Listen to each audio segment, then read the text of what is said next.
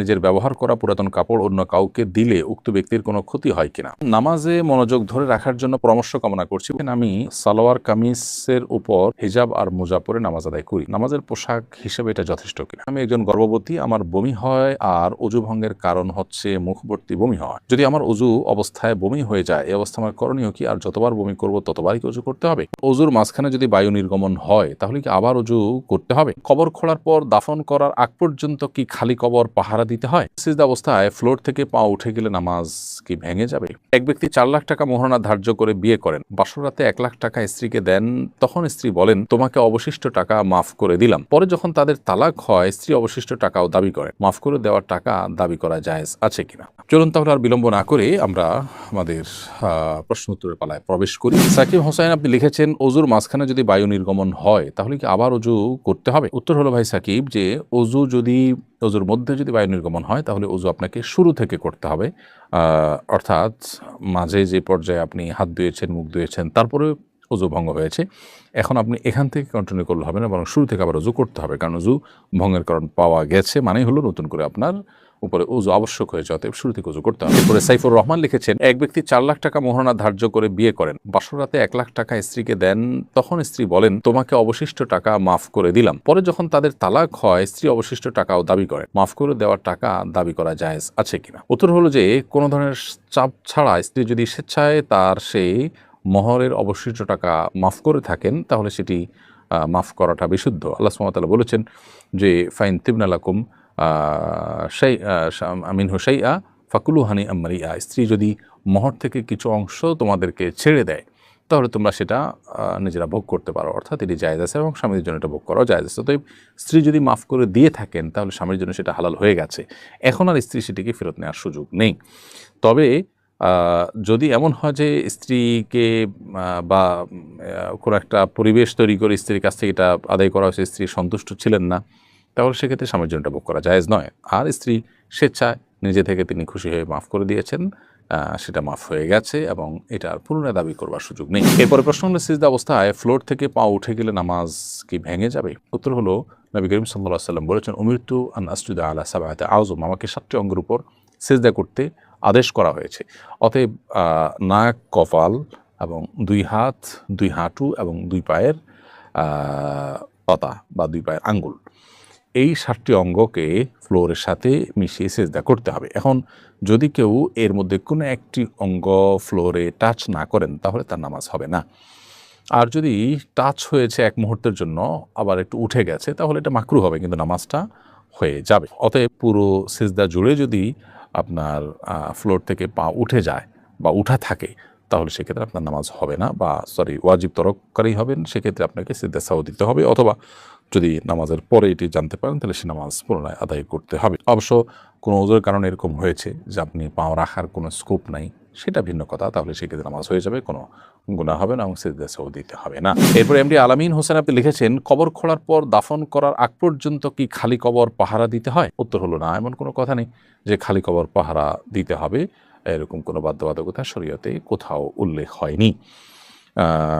যদি পারিপার্শ্বিক কোনো কারণ থাকে যেটি আসলে পাহারা দেওয়ার জন্য আবশ্যক, সেটা ভিন্ন বিষয়, এছাড়া সাধারণ অবস্থাতে এটি কোনো আবশ্যক বিষয় নয়। ফারহানা শারমিন বোন আপনি লিখেছেন, আমি একজন গর্ভবতী, আমার বমি হয় আর অজু ভঙ্গের কারণ হচ্ছে মুখভর্তি বমি হয়। যদি আমার অজু অবস্থায় বমি হয়ে যায়, এই অবস্থা আমার করণীয় কি? আর যতবার বমি করব ততবারই কি অজু করতে হবে? উত্তর হলো যে মুখ ভরে যদি বমি হয় তাহলে সেক্ষেত্রে আপনার অজু ভঙ্গ হয়ে যাবে, আর যদি অল্প অল্প বমি হয় তাতে অজু ভঙ্গ হবে না।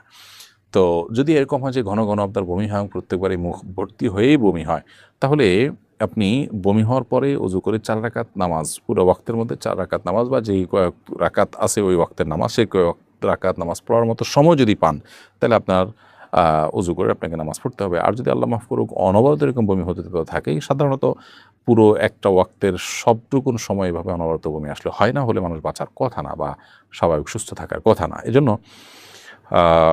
আপনার হালকা হালকা একটু বমি হলেও ফাঁক দিয়ে নামাজ পড়ে নেবেন। আর এর জন্য যদি একবারের বেশি 2 বার বেশি 3 বার অজুও করা লাগে, তারপর সেই কষ্টটা করবেন এবং এর জন্য আল্লাহর কাছে বিনিময় কিন্তু কম পাবেন না, 3 বার অজু করার সবই আপনি লাভ করবেন। এরপরে লিখেছেন আয়েশা ইসলাম, নামাজে মনোযোগ ধরে রাখার জন্য পরামর্শ কামনা করছি। বোন আয়েশা ইসলাম, নামাজে মনোযোগ ধরে রাখার জন্য অনেকগুলো উপায় আছে, তার মধ্যে একটা হলো নামাজের ডিউরেশন বা সময়ের সীমা বাড়িয়ে দেওয়া। আপনি যেই নামাজ পড়তে 2 মিনিট বা 3 মিনিট লাগছে আপনার, সেই নামাজ পড়তে আপনি ডাবল সময় 5 থেকে 6 মিনিট 7 মিনিট ব্যয় করুন। যে নামাজ পড়তে আপনার 10 মিনিট লাগছে 4 রাকাত বিশিষ্ট নামাজ, সেটা পড়তে আপনি 15 মিনিট লাগানোর চেষ্টা করুন। ইনশাআল্লাহ দেখবেন নামাজের প্রতি মনোযোগ বাড়ছে।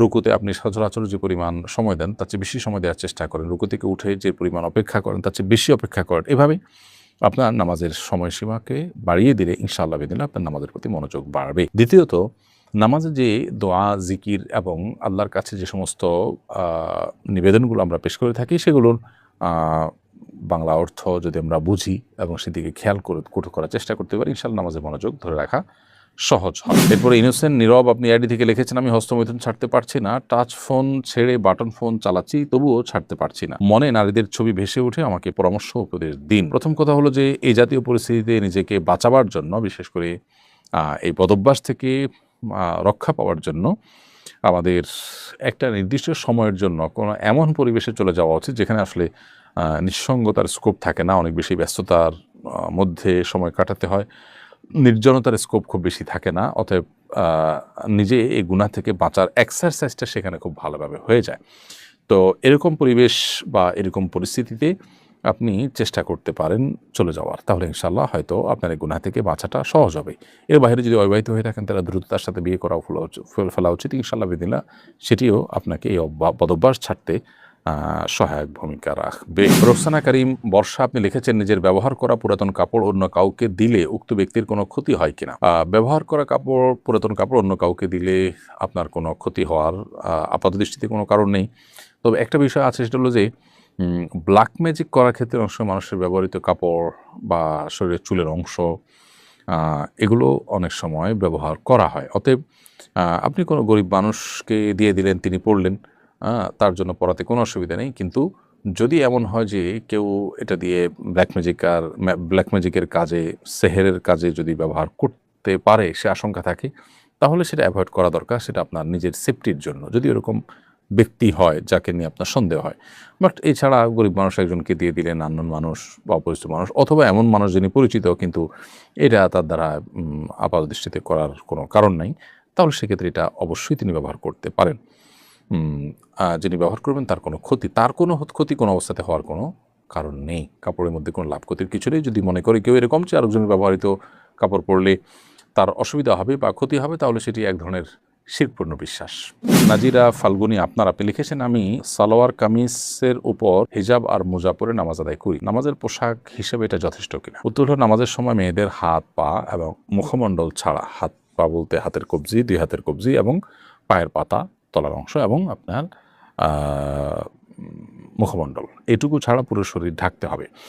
এখন এটা ঢাকার জন্য আপনি যে কোনো পোশাক যেটা ঢাকতে পারবেন সেটি জায়েজ হবে। হতে পারে সেটা মেক্সি, হতে পারে বড় কোনো একটা ওড়না বা অন্য কোনো পোশাক। তো সাধারণত যে পোশাকে হাতের পায়ের গোছা কিংবা হাতের এ অংশ কিংবা কাঁধ, গলা, বুকের কোনো অংশ বা পেটের কোনো অংশ উন্মুক্ত থাকে, সেটা পরে নামাজ পড়লে নামাজ হবে না।